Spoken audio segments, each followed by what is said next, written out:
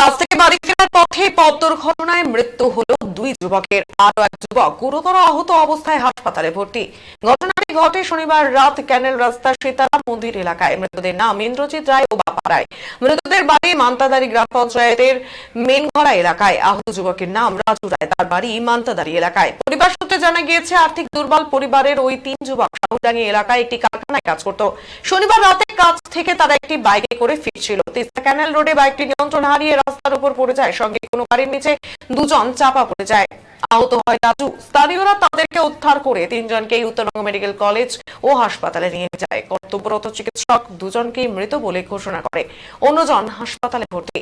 এই ঘটনায় শোকের ছায়া নেমে আসে এলাকায়।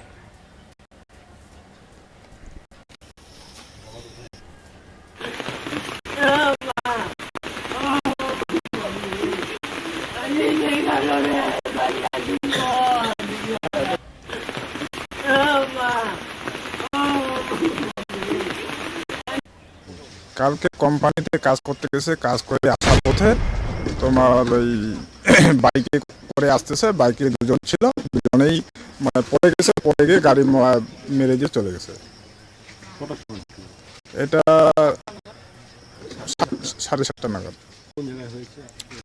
এটা সীতারাম মন্দির করতো, ট্রেনের মোড় সীতারাম মন্দির।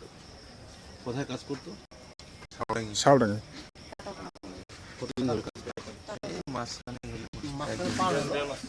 মাস দেড়েক হলো কাজ। ছিল দুজন ছিল, দুজনে কি ওই ইনকাম করতে একাই? বাড়িতে ওই ইনকাম, ওর ইনকামে ওর ইনকামে সংসার চলতো বাড়িতে। কি নাম আছে আপনার? আমার নাম সমুদ্র। কি হবে?